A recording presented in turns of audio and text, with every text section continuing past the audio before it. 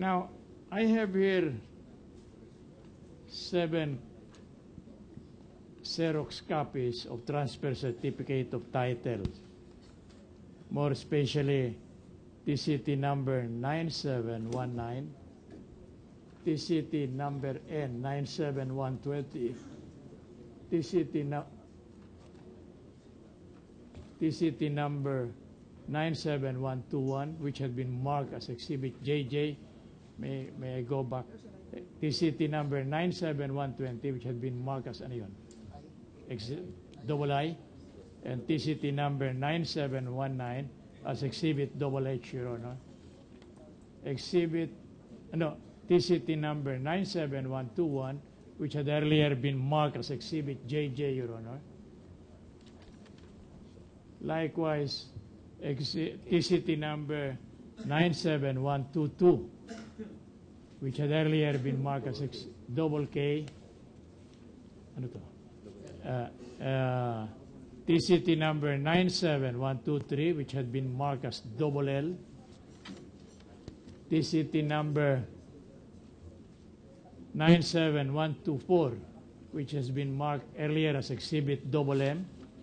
And Exhibit NN, which is TCT number 97125. I noticed that the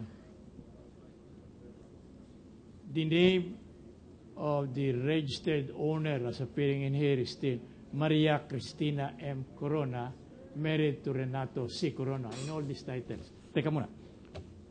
Sabihin nga ninyo sa husgado kung bakit nabili na ninyo itong properties na ito, na ang titulo nasa pangalan pa ni Mrs. Corona. Hindi ko po transfer sa pangalan ko yung mga titulo. Bakit nga po ninyo hindi pa nililipat sa pangalan ninyo ang titulo? Kasi yung mismong lote yan, nagpatayo ako ng bahay. Naubos ko doon yung pera, hindi pa kahagot, tapos hanggang ngayon. Hindi kayo madinig, liwanagan po ninyo.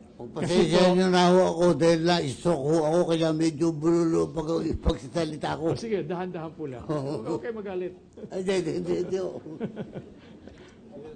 Sige po. Kasi kanya kung hindi kinarehistro sa pangalan ko, nawalan ho na ako ng pera na mai-transfer sa pangalan ko. Ngayon, nagpagawa ho ako ng bahay doon. Kaya doon na ho ako nakatira ngayon. Doon po sa 7 lote na yun? Doon sa dulo ho. Yung pong ibang lote? Ano, bakante ho. Sa ngayon? Oo. Wala po nakatirik doon? Oh, wala nakatira? Wala. Alright. Now, sino po ang nangangasiwa ng 7 lote na yan ngayon o namamahala?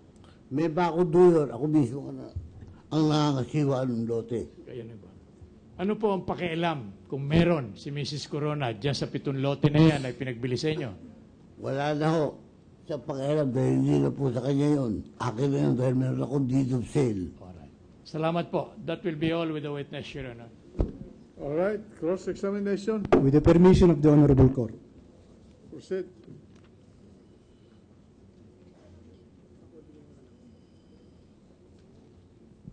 Mr. Vicente, ang sabi po dito sa deed of sale ay binili ninyo ng